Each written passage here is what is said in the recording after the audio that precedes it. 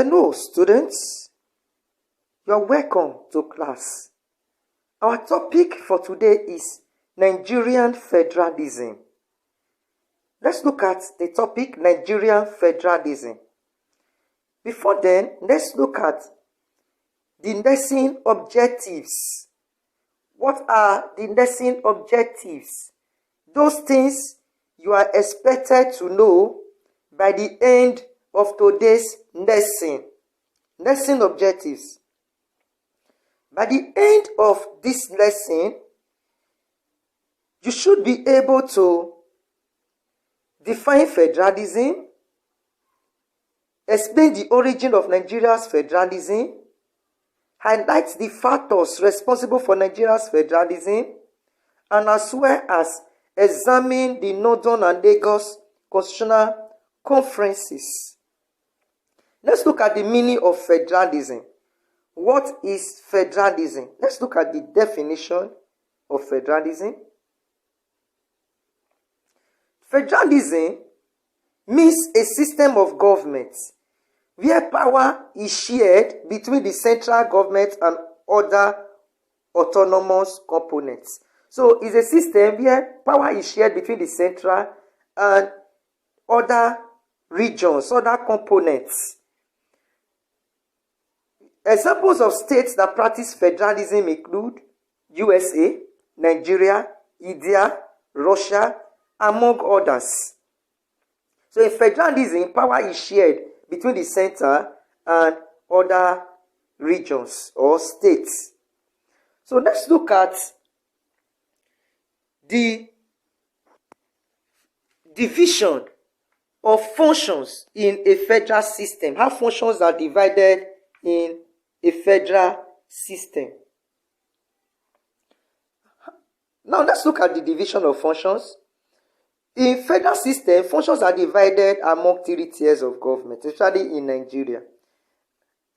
And these functions include the exclusive, concurrent, and residual lists. So there are functions in each of these lists, and they are expected to be carried out by the various tiers of governments. So let's look at the exclusive list. What does it contain, and which of the tiers of government is expected to carry out the functions in the exclusive list? The exclusive list, the functions under the exclusive legislative list is expected to be carried out mainly by the central government. And examples of such functions include currency, defense, power, customs, immigration, external affairs, and many others. So let's look at the concurrent legislative list. Which of the tiers of government carries out such functions? Concurrent legislative list. The concurrent legislative list is exercised by the central and the state government. It is both the central and state government that perform such functions. And some of the duties or some of the things expected in the concurrent list include higher education, labor, road, industrial development, insurance, research, among others. So when we talk of higher education, the federals can have their own university and states can as well have their own university. The same thing with road, labor, industrial development, and so on and so forth. So the state can carry out functions within this concurrent legislative list, and as well as the central government can as well carry out such functions. Let's look at residual lists. The residual legislative list. What does it entail? What does it entail? Now, the residual legislative list is carried out by the local governments. And the functions here include primary education, health or maternity center, library, market, motor parks, and so on and so forth.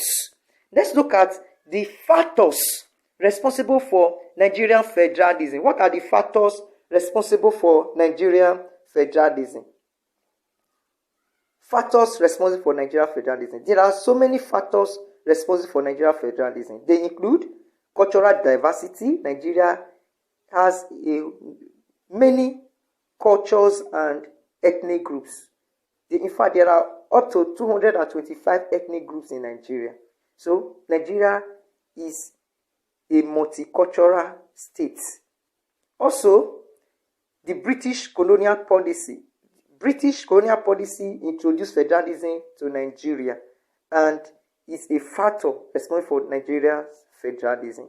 Also, size of the country. Nigeria is a very large country, and as such, federalism is more favorable to a large country. Again, we have for effective administration. For there to be effective administration, federalism is very good for a country that is very large, so that people can feel the effect of governance. Again, to bring government to the grassroots. Also, rights of minority and other interest groups. There are many minorities, and as such, the federal system would help make those minorities to also participate in government, maybe at the grassroots or whatsoever. Again, we have religion and culture. Nigeria, there are three major religions in Nigeria: the traditional, Christianity, and Islamic religion, and different cultures. So Nigeria, being a country of so many cultures and religions, is favored by a federal system of government. Let's look at some feedback questions you are expected to answer by now. Let's look at some feedback questions. So, and now you should be able to define federalism. Also, you should be able to explain to me the factors responsible for Nigerian federalism. What are the factors responsible for Nigerian federalism? Let's go ahead to look at the constitutional conferences that led to the establishment of federalism in Nigeria. What are these constitutional conferences? Of course, two major conferences were held in Nigeria. Were held to determine the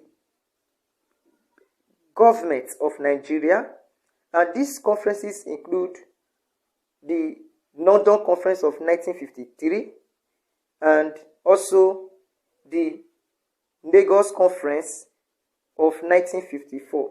You must take note that these conferences were prelude to Lititin Constitution of 1954.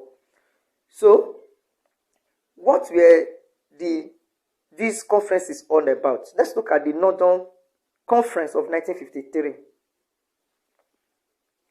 The London Constitutional Conference of 1953 was held in the House of Commons in London.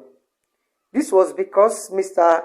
Lititin, on 20th May 1953, made a suggestion to the House to hold a conference so as to invite representatives from the various regions in Nigeria to discuss issues, especially issues bordering on regional autonomy.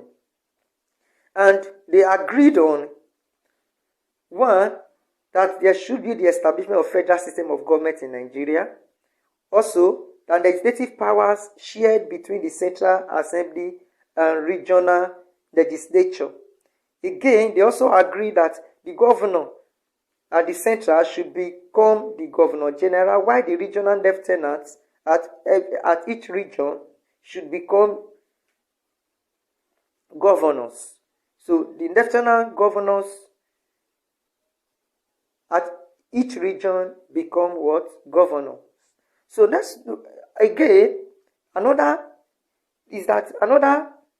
thing they agreed on was that Lagos should be separated from the western region. So Lagos should be carved out separately from the western region and made the FCT. So after this 1953 Constitutional Conference, another conference was held in Lagos, where certain resolutions were also reached. And it was these two constitutional conferences that brought about the 13th Constitution of 1954. Let's look at the Constitutional Conference held in Lagos in 1954. Lagos Constitutional Conference.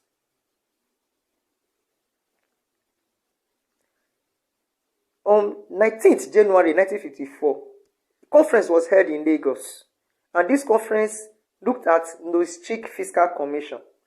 And the resolutions agreed on include: one, that allocation of financial resources should be based on principle of derivation, which means that whatever is derived from a particular region should be used as yardstick while allocating financial resources. So if crude oil is derived from a particular region, such region should be considered while allocating financial resources. Also, they also agreed that they also agreed on the regionalization of public service, which means that the regions should have their own public service so as to gain more autonomy. The region should have their own public service. Just the way the central have their own public service, regions should also have their own public service. All right. So let's look at the conclusion to this topic. What is our conclusion or summary?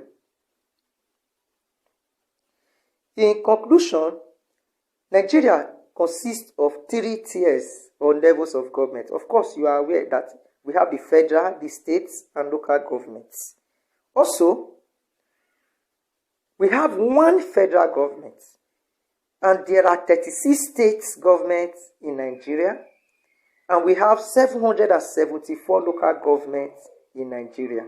In all of this, the Nigerian Constitution has given political powers to each of these tiers to perform the basic functions of governance. So each of these tiers have the constitutional right to perform their functions without any form of interference. They are to perform their function without